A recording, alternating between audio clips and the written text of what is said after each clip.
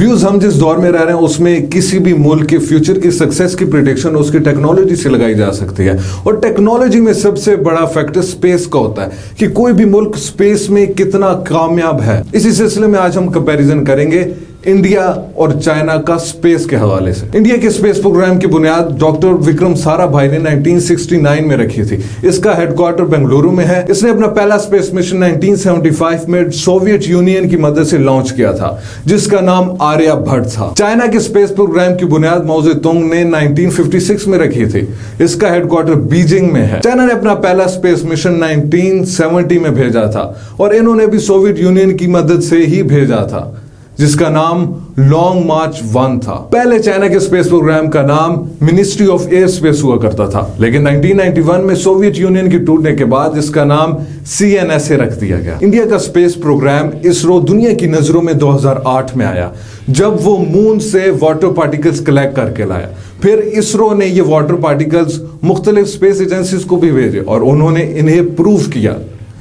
China का space programme CNSA दुनिया की नजरों में 2003 में आया, जब उन्होंने अपने एस्ट्रोनॉट्स को मून पे लैंड कराया और वो ऐसा करने वाला दुनिया का तीसरा मुल्क बन गया, रशिया और अमेरिका के बाद। इसके बाद से चाइना स्पेस की रेस में काफी सक्सेसफुल रहा है। वो मून और मार्स दोनों पे अपने लैंडर और रोवर लैंड करा चुका है। इसी के साथ साथ वो स्पेस में अपना स्पेस स्टेशन बनाने में भी कामयाब रहा है, जो कि उनके लिए बहुत ही बड़ी सक्सेस है। अगर बात की जाए इंडिया के स्पेस प्रोग्राम की, तो इस वक्त पूरी दुनिया की नजरें चंद्रयान 3 पर टिकी हुई हैं, जो कि कल ही मून पे लैंड करने जा रहा है। चंद्रयान 3 इसलिए बहुत इंपॉर्टेंट है क्योंकि इसकी जो लैंडिंग लोकेशन है वो फार साइड ऑफ द मून की है और वो एक ऐसी जगह है जहां पे पहले कभी भी कोई लैंड नहीं कर सका। रशिया भी अभी कुछ दिन पहले वहां पे लैंड करना चाह रहा था, लेकिन वो कामयाब नहीं हो सके। अब हम कंपैरिजन करेंगे इंडिया और चाइना की मून पे डिस्कवरीज की। अगर बात की जाए इंडिया की, तो इंडिया मून पे सिर्फ और सिर्फ 3 मिशन भेज चुका है और चंद्रयान 3 जो कि वो 2023 में भेज रहा है, वही सेम मिशन चाइना 2013 में अचीव कर चुका है। अगर बात की जाए चाइना की, तो वो अब तक मून पे 6 मिशन भेज चुका है और इंडिया की अगर बात की जाए तो वो 3 मिशन भेज चुका है, जिसमें एक नाकाम रहा और एक का लैंड करने जा रहा है, जिसकी हम कोई प्रेडिक्शन नहीं कर सकते।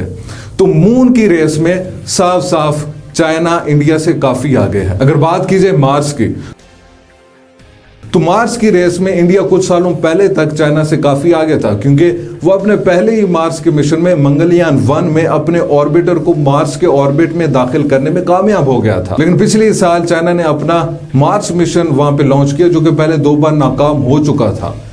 पिछले साल वो कामयाब रहा और चाइना मार्स पे अपना लैंडर और रोवर लैंड कराने में कामयाब हो गया। इंडिया मंगलयान 2 प्लान कर रहा है और उनके मुताबिक इससे वो भी मार्स पर अपना लैंडर और रोवर लैंड कराने में कामयाब हो जाएंगे। अगर बात की जाए स्पेस स्टेशन की, तो चाइना 2022 में अपना स्पेस स्टेशन स्पेस में बना चुका है, जबकि इंडिया के प्लान के मुताबिक वो 2030 तक ये कर पाएंगे।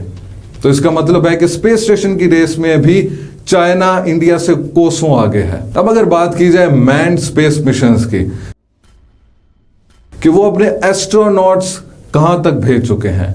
अगर बात की जाए चाइना की, तो वो 2003 में ही अपने एस्ट्रोनॉट्स मून पे लैंड करा चुके थे, लेकिन इंडिया अब तक ऐसा करने में कामयाब नहीं हो पाया। इंडिया ने अपना स्पेस मिशन गगनयान प्लान किया है, जिसका बजट 10,000 करोड़ इंडियन रुपीस है। वो 2022 में भेजना था, लेकिन कई सर्कमस्टांसेस की वजह से उसे नहीं भेजा गया, लेकिन फ्यूचर में वो प्लान कर रहे हैं। लेकिन फिर भी इस रेस में भी चाइना इंडिया से बहुत ज्यादा आगे है। चाइना अब तक 500 सैटेलाइट्स स्पेस में भिजवा चुका है, जिसके मुकाबले में इंडिया अब तक सिर्फ और सिर्फ 53 सैटेलाइट्स स्पेस में भिजवाने में कामयाब रहा है। अब अगर बात की जाए कि वो कौन सी वजूहात हैं जिसकी वजह से चाइना इंडिया से इतना आगे है और इंडिया इतना पीछे है, सबसे बड़ी वजह है बजट की। इस वक्त इंडिया के स्पेस प्रोग्राम इसरो का बजट $1.7 बिलियन है, जिसके मुकाबले में चाइना के स्पेस प्रोग्राम CNSA का बजट $10 बिलियन है। और चाइना हर साल 10% अपना स्पेस बजट बढ़ाते हैं। दूसरी बड़ी वजह यह है कि चाइना की सैटेलाइट्स के लिए डिफरेंट पार्ट्स बनाने के लिए, चाइना के सैटेलाइट्स के डिफरेंट पार्ट्स बनाने के लिए प्राइवेट कंपनीज हैं जो कि उन्हें पार्ट्स बना के देती हैं, मैन्युफैक्चरिंग करके देती हैं। इसके मुकाबले में इंडिया में ऐसी प्राइवेट कंपनीज नहीं है जो कि उन्हें सैटेलाइट्स के या ऐसे डिफरेंट पार्ट्स मैन्युफैक्चरिंग करके दे।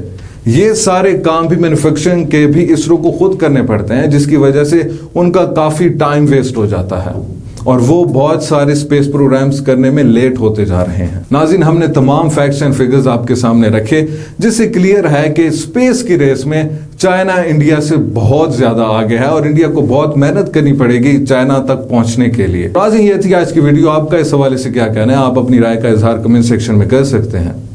बहुत शुक्रिया।